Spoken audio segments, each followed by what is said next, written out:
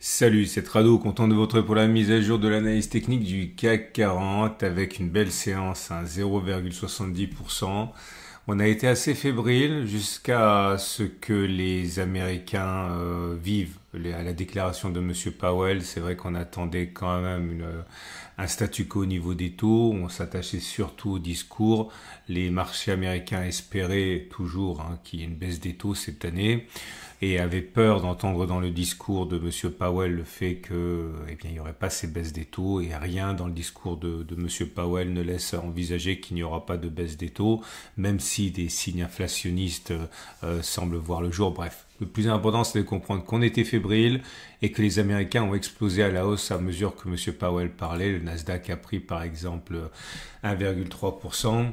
Et le SP500 a augmenté aussi à mesure qu'il s'exprimait. Bon, le CAC 40 n'a pas pu bénéficier à fond de cela puisqu'il était déjà fermé, mais c'est pas mal. Alors on va faire les choses dans l'ordre. Le Nasdaq, bon, belle hausse, 1,3%, mais j'ai envie de dire, circuler, il n'y a rien à voir. Pour l'instant, on peut tout avoir. On peut avoir un rebond à partir de là, une mise en place d'une structure baissière, on en a déjà parlé. Et on peut aussi continuer à monter, ce qui ne voudrait absolument rien dire, puisque j'ai envie de dire le mal est fait. Les pics sont ascendants, les creux sont descendants. On peut très bien monter jusqu'à là avant d'avoir une éventuelle attaque baissière. Et ça ne ferait que valider l'idée que on pourrait aller chercher cette zone-là. Donc il y a rien à tirer de la séance du jour, si ce n'est que on est toujours, on va dire, en situation de rebond technique.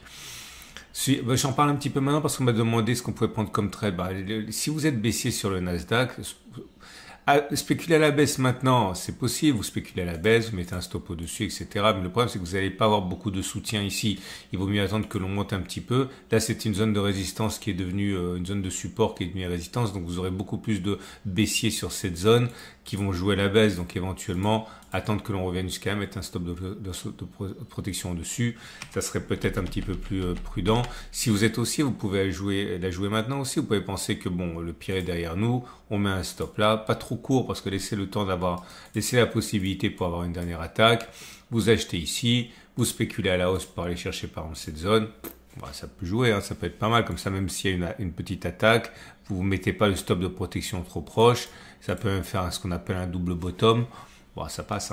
Pour le SP500, c'est pareil, rien de neuf, circuler. Les marchés ont apprécié le discours de Powell, mais bon, voilà, on est sur les niveaux d'avant-hier, c'est tout. Donc là aussi, si vous voulez acheter, vous pouvez acheter, mettez un stop de protection pas trop collé, visez un retour ici. Voilà, il y a moyen. Si vous êtes par contre plutôt baissier, vous pouvez spéculer à la baisse maintenant. C'est pas interdit, mais vous n'avez pas beaucoup de soutien de la part du marché. Vous aurez plus de soutien en spéculant à la baisse ici, ok, pour spéculer. Alors après, on me dit souvent que j'utilise pas souvent les ratios de Fibonacci. Non, j'utilise pas beaucoup les ratios de Fibonacci parce que ça a moins d'importance pour moi. C'est pas que ça fonctionne pas, mais ça a moins d'importance pour moi que des bons vieux gros supports et des bonnes vieilles grosses résistances. Donc j'utilise des retracements de Fibonacci parce que je sais que c'est suivi. Mais par exemple, si je prends cette zone-là, j'aime bien avoir ce qu'on appelle une convergence des éléments. Donc voilà. Par exemple, 61,8, ça m'intéresserait parce que ça correspond à la fois du Fibo et à la fois une zone de résistance. Ok, c'est comme ça que je le vois.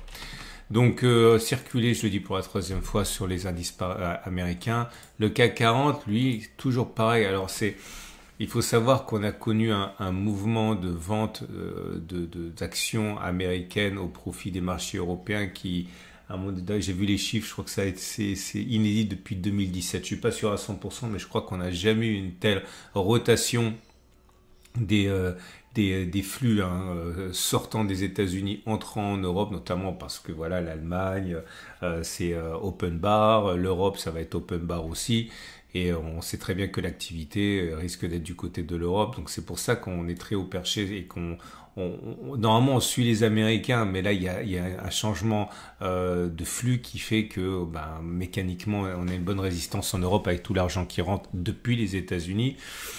J'ai envie de dire que ça biaise un petit peu. Alors, il n'y a rien de neuf, on est toujours sur la zone de résistance, la zone de tous les dangers. Donc du coup, j'aimerais revenir sur une conversation qui a été lancée sur la dernière vidéo, celle que vous avez vue hier. C'est très intéressant. C'est Malzahar qui dit ouais Trado, je suis pas sûr que ce soit vraiment une épaule tétépole ce que tu as tressé hier parce que bon l'épaule clairement elle est scoliosée, hein, elle était oblique et ça a été repris par Matt qui dit ouais c'est vrai c'est pas vraiment une épaule tétépole. Je commençais à douter un petit peu de ce que j'avais lu, parce que bon, quand même, c'est des choses que j'ai lues. Et puis, il y a French Core qui dit si, c'est penché, c'est valable. Donc, du coup, je suis allé dans les bouquins qui font référence pour voir si c'était valable ou pas. Pour mémoire, mais rapidement, parce que regarder la vidéo dire, ça va être trop long. J'avais dit, il y a deux types d'épaules tétépaules. Il y a celles qui fonctionnent et celles qui fonctionnent pas. Celles qui fonctionnent, eh bien, elles sont différentes, elles sont penchées. Bon, clairement, et généralement, les gens voient ça et se disent épaule, tête, épaule, et après ils sont tous surpris que ça fonctionne pas. Et j'ai dit ouais, effectivement, c'est normal que ça fonctionne pas parce que au moment où on dessine la deuxième épaule, ok, traditionnellement avec une ligne de cou qui est horizontale, ben, on n'a pas cassé la structure, on est toujours en structure qui est haussière.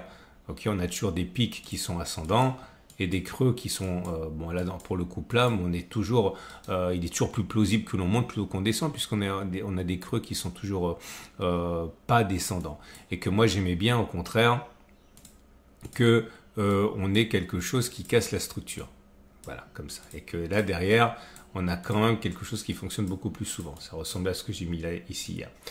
Ok, et du coup on m'a dit et franchement je suis pas du tout sensible par rapport à ça, autant j'aime pas qu'on critique mon bide, mais l'analyse technique vous pouvez critiquer tout ce que vous voulez, je suis vraiment pas un puriste, mais du coup je suis allé voir. Alors première des choses, je suis allé voir Cocorico, le chat Mistral, bah, notre intelligence artificielle à nous, et j'ai dit bah attends, est-ce que la ligne de cou elle peut être inclinée ou pas, c'est la question que j'ai posée. Ok.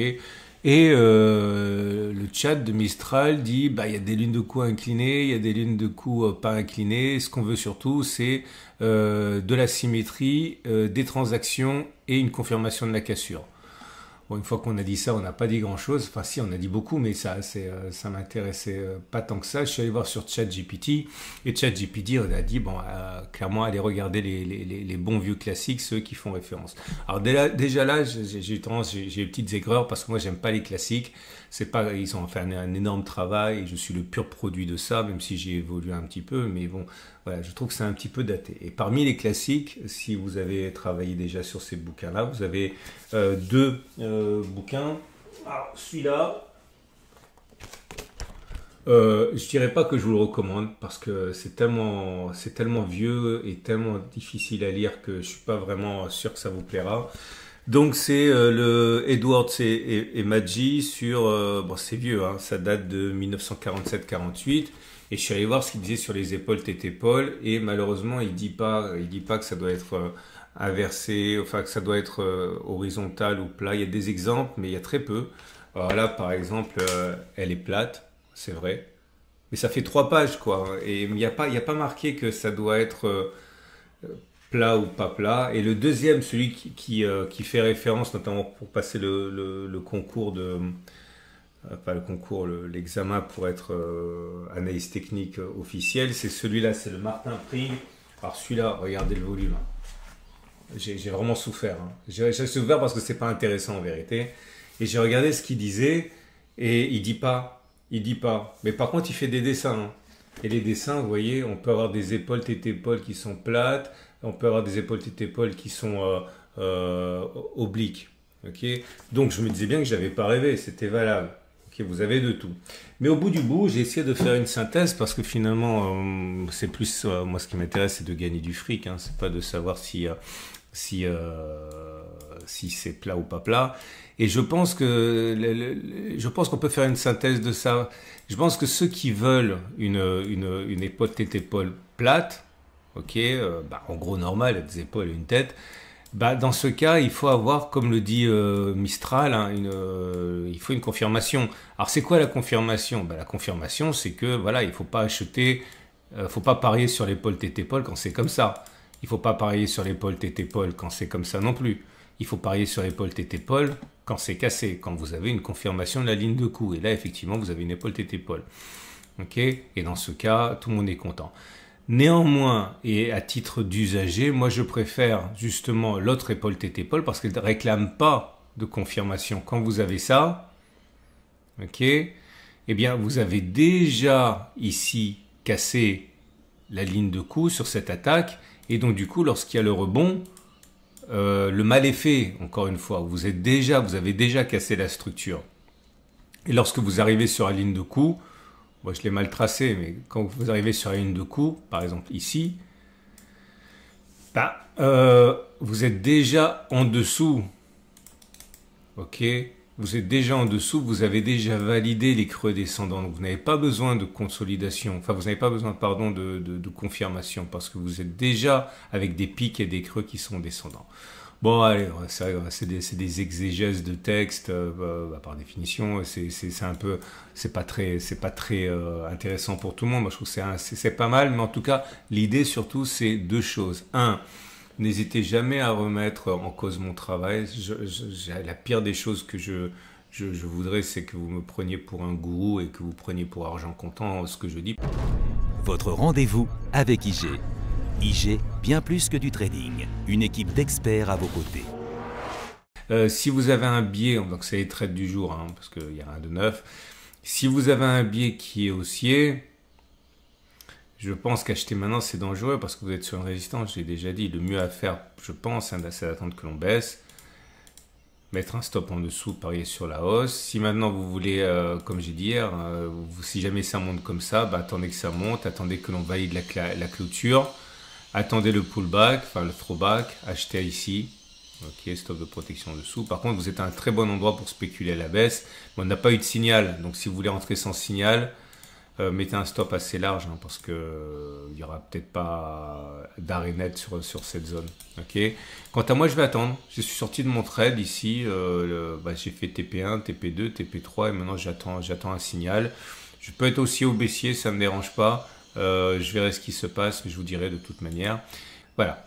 J'espère quand même que ça vous aura apporté quelque chose. C'est une excellente journée et je vous dis à demain pour la mise à jour.